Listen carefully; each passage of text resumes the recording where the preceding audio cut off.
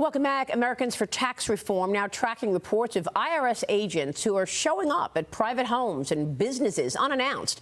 This map shows 5 of those visits in 2023, including the home of journalist Matt Taibbi, on the same day he was testifying to Congress about government abuse. Joining me right now is Americans for Tax Reform President Grover Norquist. Grover, great to have you. What's going on?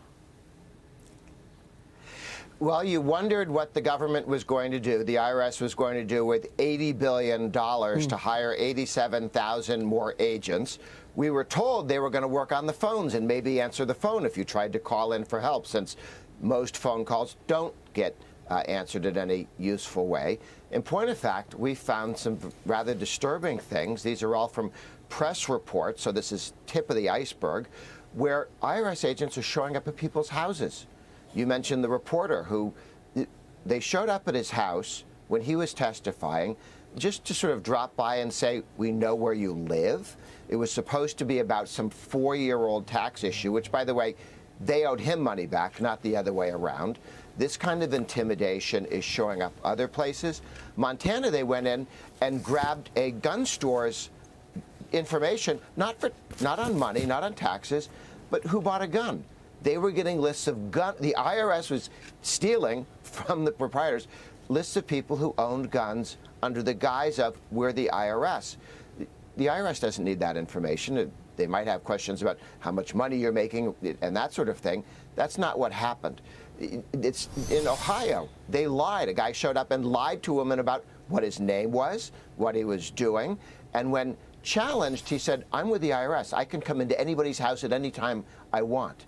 That's what they're teaching these people at the IRS, and they're acting that way. Wow. Well, this is incredibly troubling. And most troubling was the Matt Taibbi visit, because he was testifying about the government abuse. And he had all of the facts from the Twitter files that showed that you had 1,000 people throughout different agencies in government working with Twitter to amplify lies and suppress truth.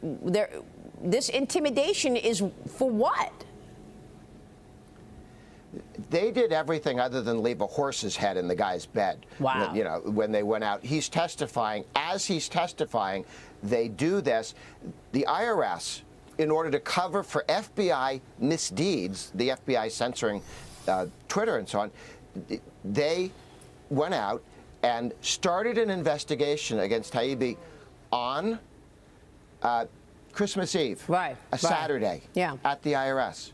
Who's at the IRS on a Saturday night, unless you're trying to do something you don't want anyone else to see? They just, and that was, by the way, the day that one of his reports came out exposing FBI abuses. Unbelievable. And the IRS jumps in and goes, hey, we'll handle this. Well, look, these are the Treasury inspector.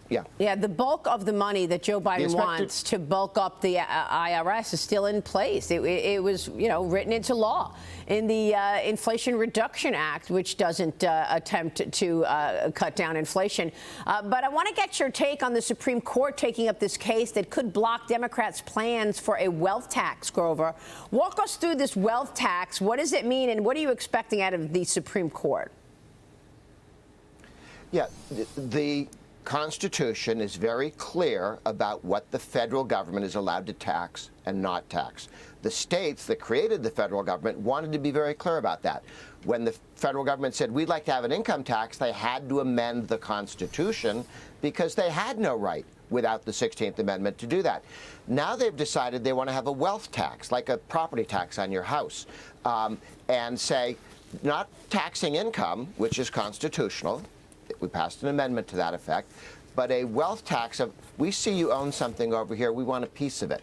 And this is something that is going to come up, and I think the case will decide that they can't do that, which is extremely helpful to step forward, because it's clearly not part of the Constitution to have a property tax or a wealth tax on money in your bank account, money in your IRA, money companies earn overseas that hasn't been distributed to anybody. Or even Adam, Adam Johnson's with us this morning. Even if you own a stock, and you hold that stock and it's up, Yeah, that's you're getting taxed for that wealth. Yeah. And you didn't even get any money. You didn't sell it. No, it's mind-boggling to think that the government could be so arrogant that it can tax your property that you already bought free and clear with money after tax. Grover, I mean, it's almost incomprehensible. Where is this coming from, this notion that the government can actually go out and tax our property? Where's this coming from, Grover? A deep desire to have more money to spend. The spending levels of the Biden administration and the Democratic Congress that he had for the first 2 years of administration have spent so wildly and committed the country, taxpayers, to all sorts of things that they have no way to raise the money, particularly since they're already threatening, Biden, to take the corporate income tax in the United States higher than China's, to take our capital gains tax twice as high as China's. They're doing desperate things that continue to damage our ability to compete in the world. You wonder why we have problems with China. We have a government trying to treat capital gains in the United States twice as poorly as communist China does. Wow. And the corporate income tax higher than communist China. They have to look for anything and everything. Yeah. They're looking for pennies, change in the sofa. They have to have a new tax.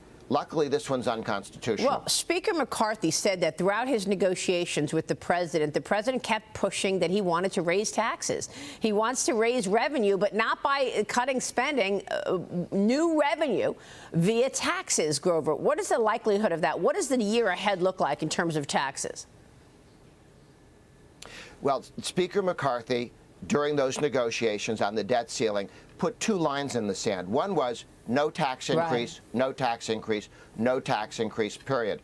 Almost all the Republicans in the House and the Senate have signed the Taxpayer Protection Pledge, promising the American people they will never vote for a net tax increase. No tax increase whatsoever.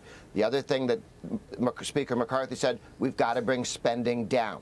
We got a little on spending, but we also stopped any tax hike, which is what Biden wants to do. He has put forward no spending restraint, just tax hikes. And the answer to his tax hikes is going to be no. And so we're going to have a big fight about Biden's spending appetite. Right. All right, Grover, we'll be watching that. Thanks very much for weighing in on all of that. Grover Norquist joining us. Maria, thank you. And to you.